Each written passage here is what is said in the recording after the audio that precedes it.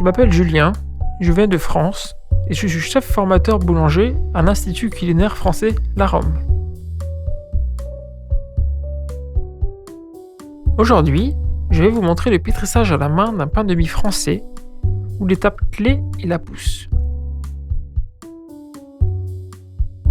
Tout d'abord, on étale la farine sur le plan de travail.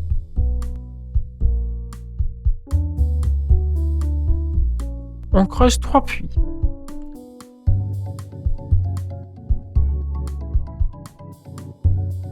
Dans le premier, on met le sel et le sucre. Et l'on met le sel dans un des puits. Et dans le dernier, le beurre. Ensuite, on dilue la levure avec du lait. Puis, en rajoutant du lait et en mélangeant farine, lait, levure, on dilue le sel et le sucre avec du lait.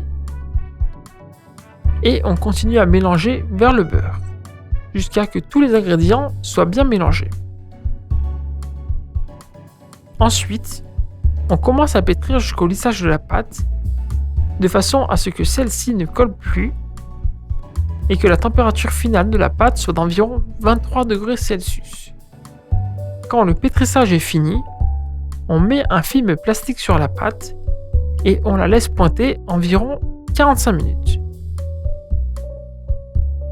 Après le pointage, on peut voir que la pâte a pris vie et on peut voir le réseau glutineux. Ensuite, on divise la pâte en pâtons d'environ 480 grammes. Puis, on façonne le pâton en bâtard de la longueur du moule.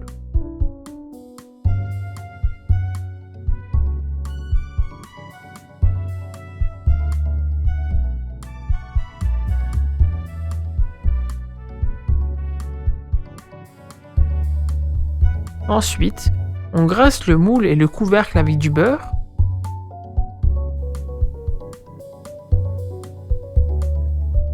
Et on met la pâte dedans.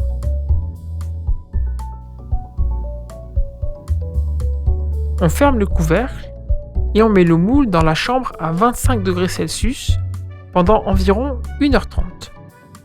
Quand la pâte a poussé, elle a atteint les 4/5 du moule, alors on cuit le pain de mie dans un four préchauffé à 230 degrés Celsius pendant environ 20 minutes. Après la cuisson, il faut sortir de suite le pain de mie du moule, puis le mettre sur grille pendant 20 minutes pour le ressuage avant de le consommer.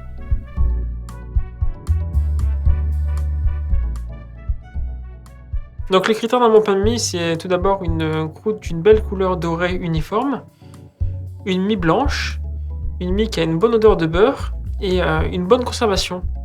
Donc tout ça contrairement aux pains de mie industriels qui ont une forte odeur de conservateur, une odeur acide.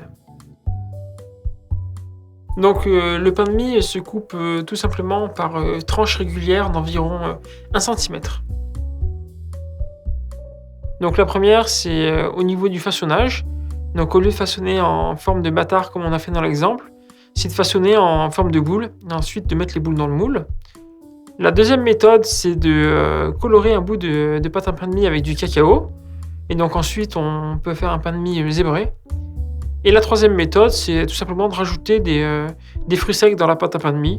Et là, nous avons un autre goût du pain de mie. Donc les Français mangent le pain de mie essentiellement au petit déjeuner. Donc là, c'est très simple, il suffit de couper des tranches d'environ d'1 centimètre, de les faire toaster. Nous mettons un peu de beurre, un peu de confiture. Et nous les consommons ainsi, trempés dans le café ou pas. Et autrement, il suffit de toaster la tranche de pain de mie et de napper d'un peu de sirop d'érable.